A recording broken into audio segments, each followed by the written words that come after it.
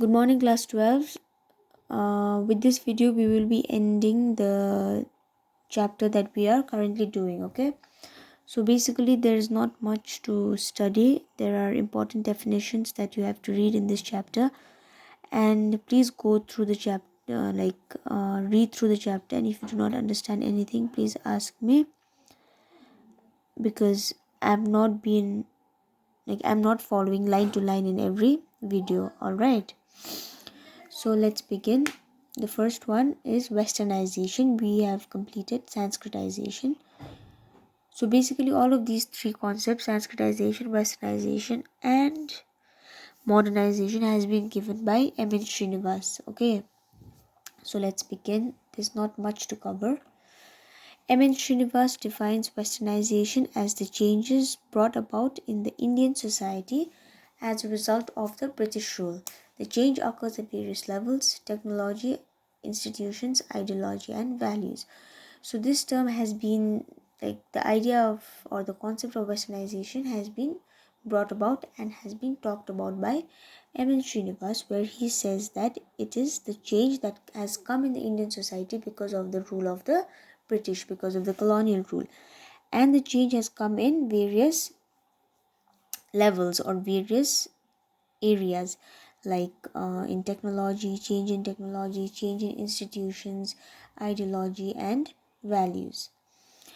Another concept of westernization was the emergence of the Western educated Indian middle class who adopted the Western ways and were affected by the Western thinking.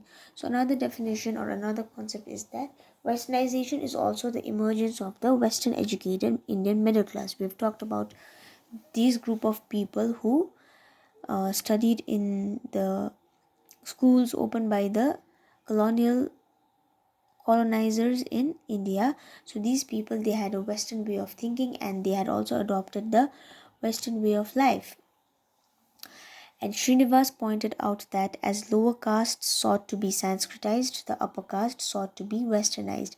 As you know what Sanskritization is, where the lower class people, they try to copy the habits of the upper caste. So similarly, as the lower caste were trying to emulate the behaviors of the upper caste, try to be like the upper caste, these the upper caste people were trying to be westernized. They were copying the Western people.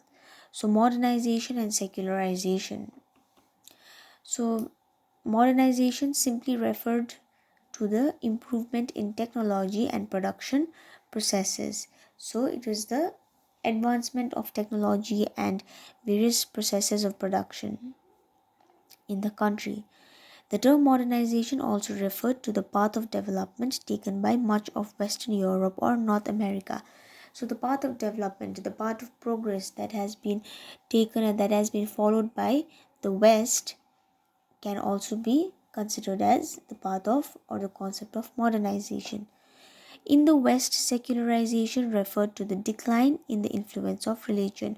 So, like how religion affects politics in India earlier, in the West, the church, okay, which is the major religious institution in the West, it influenced the politics of the West. So secularization in Western concept means separation of the church from the state, that is separation of the religious institution from politics in Western term.